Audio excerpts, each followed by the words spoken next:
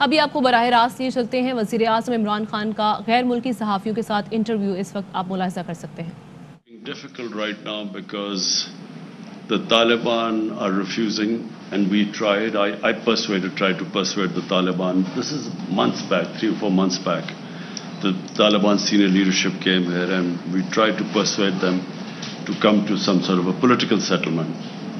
The only thing that would stop Afghanistan from descending into anarchy is a political settlement. But unfortunately, the Taliban, when they were here, they felt that they refused to talk to Ashraf Ghani. Their condition is that as long as Ashraf Ghani is there, we are not going to talk to the Afghan government. And here I want to say that in 2019, when Pakistan persuaded Taliban to start talking to the Americans, there should be an interim government so that, the elections would be inclusive. But unfortunately, the Afghan government was very critical about this remark about there being an interim setup. And they went ahead with the elections, and President Ghani got elected. Now, once President Ghani got elected and the Taliban got excluded, it was always going to be a problem from then onwards, because Ashraf Ghani insisted that the Taliban should talk to him. The Taliban did not recognize him. They didn't recognize the elections, and they would refuse to talk to him. So that's where the problem started. And that problem still is there. Now, the Afghan government is extremely critical about Pakistan. They think we have some magic powers that we will make Taliban do whatever we want to do. They don't realize that that the Taliban, the moment the Americans started drawing down their troops, and especially when they gave an exit, from then onwards, our leverage on Taliban was minuscule, diminished, because the Taliban thought they had won the war. They had won the war by not losing to the Americans. And in their mind that once the Americans left, then then they had won. So to try and persuade them when a time was given for exiting Afghanistan by Americans, it became extremely difficult to try and persuade them. And Afghan government, unfortunately, is now blaming Pakistan for what is happening there. They somehow think that Pakistan has supernatural powers. We are a superpower plus, which can, which has such power that 60, 70,000 Taliban can take on 300,000 Afghan government troops with aircrafts and with modern weapons, and somehow, we have that power to make them win. So the Afghan government, and the other reason is Afghan government, I think, right now, from what I can see, they are blaming Pakistan, as well as they are now trying everything to somehow get the Americans back into Afghanistan. The whole posturing right now is that they're blaming the Americans for this debacle, Pakistan and the Americans. And they are trying to somehow persuade the Americans to actually intervene. And there are listeners in the American political system who are listening to the Taliban and using these things that women are at risk, and all those who supported the NATO troops, they are at risk. And somehow they want the Americans to again intervene. But this is, they've been there for 20 years. What will they do now which they didn't do in 20 years? So so this is the situation right now. You asked me a question about us being worried. We are worried because the direct impact of this descending into a prolonged civil war, this is what we think will happen. It will be a prolonged, protracted civil war. And the country that will be most affected after Afghanistan will be Pakistan. We will be affected, number one, that more Pashtuns are in Pakistan than in Afghanistan. Taliban is basically a Pashtun movement, so it will flow into our Pashtun areas. And, it happened after 2003-4, it happened that our Pashtun areas reacted to what was happening in Afghanistan, and Pakistan lost 70,000 people in that because we supported the Americans. And so there's a likelihood that again in our Pashtun areas we will have problems. So that's number one. And then having lost 70,000 people and over $100 billion lost to the economy, half of our tribal area people were internally displaced. About 3 million people were internally displaced. So that's number one worry. Number two is refugees. We all have 3 million refugees in Pakistan, Afghan refugees. 3 million registered. We think there are over about 500,000 more than that. So last thing we want, our economy is just recovering. We do not want another inflow of refugees. And number three is that, we have now great plans of our connectivity right into Central Asia through Afghanistan. I just went to Tashkent to work on this railway from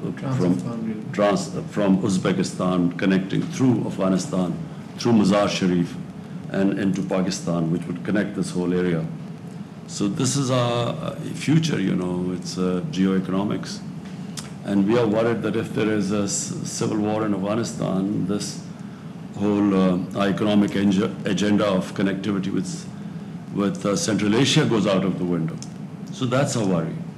Sir, in case of the Taliban takeover of Kabul, what will be the government's policy? Will you close the border or cut relations with Afghanistan?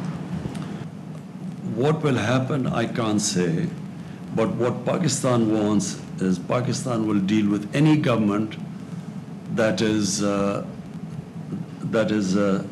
elected or selected by the people of Afghanistan. So whoever people of Afghanistan, the government they feel represents them, Pakistan will work with them, whichever that government is. What would the Taliban takeover mean for Pakistan? Taliban takeover depends what sort of a Taliban takeover it is. If it is a Taliban takeover which becomes inclusive with other players and, it includes, it will be the best thing for Afghanistan if it is an inclusive government. But if it is, exclusive government with fighting going all over Afghanistan, we believe that if the Taliban try and form an exclusive government through military takeover, this will mean a protracted civil war. And that is, as I said, a nightmare scenario for Pakistan. So there's, it seems, even though everyone's gathered in Doha today, I believe there's a Troika meeting as well, it seems like there's a last-ditch effort to try to come to some sort of solution. Do you think there's lots of suggestions as to how this could move forward? The Taliban have one suggestion too, which is that Ashraf Ghani should step aside. If it means, given how much Pakistan has at stake, would you support such a move? I mean, if it comes to this consensus that an elected president should step aside? Number one, at the moment, the top priority should be a ceasefire, because obviously civilians are affected, and civilians will get more and more affected as this fighting rages and gets into the main cities. Once the fighting gets into the main cities, then there will be heavy civilian casualties. So therefore, at all costs, there should be a ceasefire. Now, what would it take for a ceasefire? And that's what the Doha talks are all about. So, I'm not a big one into military solutions. I believe that, as a politician, we always should look for a political settlement. Now, let's hope that there is some sort of a political settlement, but that will only happen if Taliban realize that they cannot take over the whole of Afghanistan through military means. And the government side realizes that they do have to give to come to this ceasefire. So they will also have to make compromises. So that's really what these talks are all about. Can they meet on a middle ground? Now, whatever that middle ground is, I guess the talks will decide. So do you think Pakistan's influence of Taliban has been decreased compared to 1990s? What do you think about that? Let me remind you that, Pakistan was the three governments that recognized the Taliban government in 2001, before the Americans toppled the Taliban government. And probably Pakistan was the most influential government. Despite that, when Pakistan wanted, on behest of the Americans, for Afghan government, for Taliban to hand over Osama bin Laden to the Americans, the Taliban refused. So even then, the influence of Pakistan was not all-encompassing. But let me just say one thing. As a student of history, and especially of Afghan history, anyone who thinks that Afghanistan can be controlled from outside does not understand the character of the Afghan people. Throughout their history, they have never accepted outside control. Take the first, the three of the British-Afghan wars, which happened. There were three. Then the Russians. It was everyone knows the Russian history. And now this recent 20-year-old American misadventure. So if you look at all of them, one thing comes out, that the Afghan people of Afghanistan they cannot be made puppets. If I was the Pakistani policymaker in the 90s, I would not have encouraged this idea of strategic depth, which Pakistan policy was at the time. Very understandable, because the 7 times size of Pakistan is India, a hostile eastern neighbor. And the Pakistani security setup was always worried about Pakistan facing two fronts, east and west hostilities. So therefore, there was always an attempt to have a pro-Pakistan government in Afghanistan. But in my opinion, whichever government comes into power in Afghanistan would have to work with Pakistan. And Pakistan should work with any government that comes, which is selected by people of Afghanistan. Rather than trying to influence governments in Afghanistan, if you look back at the history, it does not work. The Afghan people do not accept it. So even now, when we talk about if the Taliban takeover takes place, will it be a pro-Pakistan government? Whichever government comes into Afghanistan, it will, if it is ever perceived to be controlled from outside, it loses credibility within Afghanistan. People of Afghanistan will only back a government that represents their people and stands for their interests.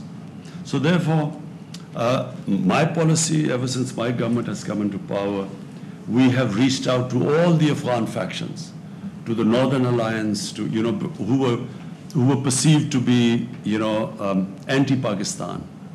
Hamid Karzai I've talked to. Abdullah I invited. I talked to them. All of them we try to convince that, look, we now have no favorites in Afghanistan. Whichever government comes into power, Pakistan will work with them. There's often the view, we talked about this week, the view in the West and also in Afghanistan, that once the Taliban take over in Afghanistan, Pakistan would have achieved its final goal. Is that a misconception? You see, again I repeat, if the Taliban take over, because Afghanistan is ethnically divided population. Pashtun are only about 45% of the population. Then there are Tajiks, then there are Hazara, Uzbeks. So Afghanistan, the reason it has been a decentralized government is because of the different population mix. So therefore, if one population tries to impose itself on the rest, one ethnic group, there will be a constant, unrest in Afghanistan. And that is not what Pakistan wants, which is why we want an exclusive government. Because if there is unrest, Pakistan will be affected because, as I said, we have a larger Pashtun population here than in Afghanistan. And Pashtun are probably the most xenophobic people on earth. They fight each other normally, but when there is an outside thing, they all get together. And so it affects. So Pakistan got sucked into Afghanistan after 2001 when we sided with the American war on, supposedly war on terror, but this converted into something else. And we had a civil war in our tribal areas.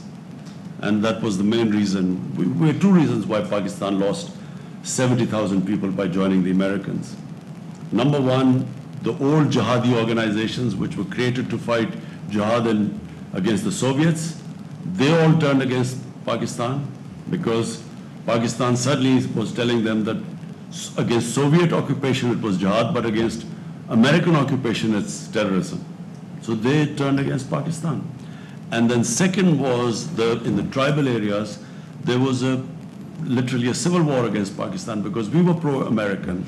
Basically all the sympathies were with Pashtuns, not Taliban, with the Pashtuns.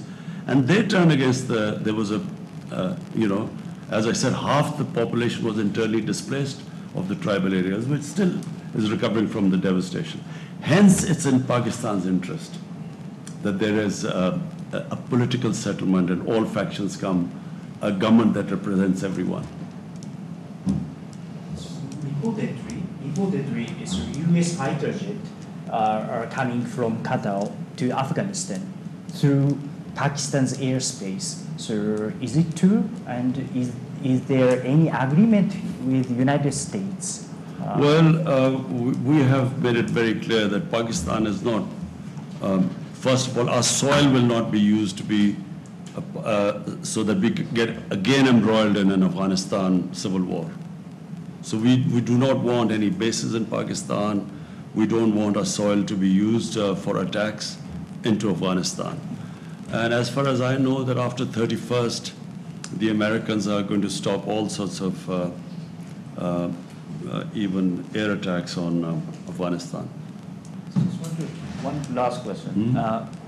So the two main players in Afghanistan, any solution, are the United States and Pakistan. The heads of the two governments have not spoken yet. I want to know the state of relations between your government and President Joe Biden's government on Afghanistan, and moving forward, do you think that Pakistan is going to be scapegoated?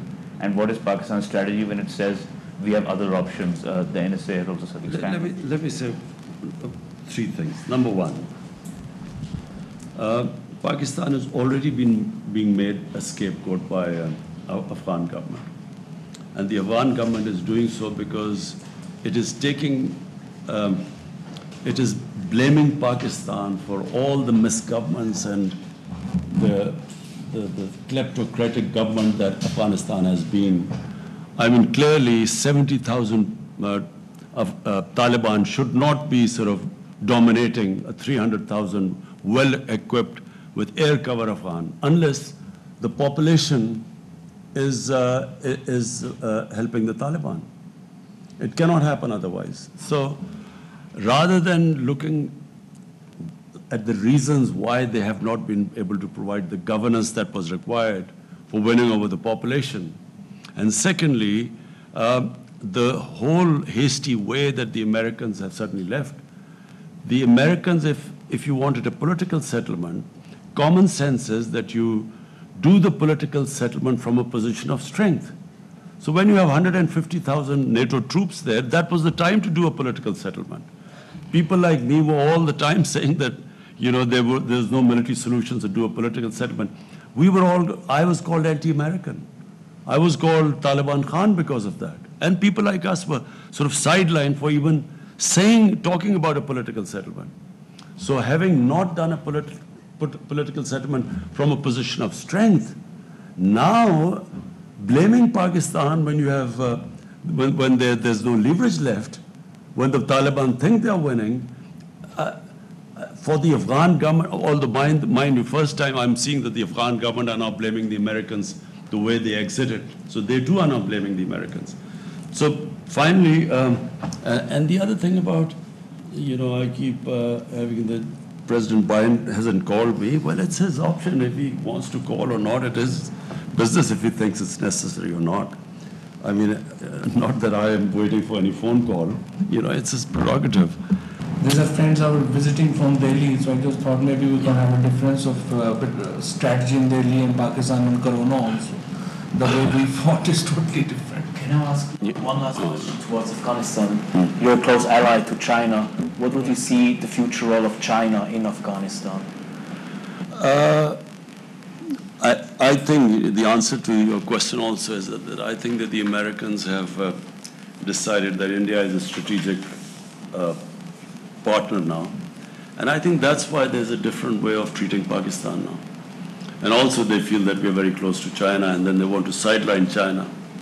So I think in the broader strategic policy of the US, I think that's what is reflected in the way they have dealt with Pakistan. Pakistan is just considered only to be useful in the context of somehow settling this mess which has been left behind after 20 years of trying to find a military solution when there was not one. I feel that China is an emerging superpower, and China is, for us, for Pakistan, it's very important because China has helped us in a very difficult time. You know, so we are obviously grateful to China the way they've helped us. But it's not an exclusive thing. You know, even CPEC for us is we've invited all the countries, Europeans, any country can join us in this. Pakistan's main concern now is economics. Our real concentration is now to lift, we have 220 million people. My main job is to look at their well-being, lift people out of poverty. And that point of view, China has been very helpful because China has done probably no in human history, no country has ever done lifting almost 700 million people out of poverty. So that's really our main, where China is helping us a lot. Will China have a role in Afghanistan? China is a neighbor. You know, obviously China will have a role in the rebuilding of Afghanistan. Yes, I think so. Sir, can I have just one last question? Turkish President Recep Tayyip Erdogan has proposed to involve Pakistan and Hungary to protect and run Kabul's international airport following the withdrawal of other NATO-led foreign troops.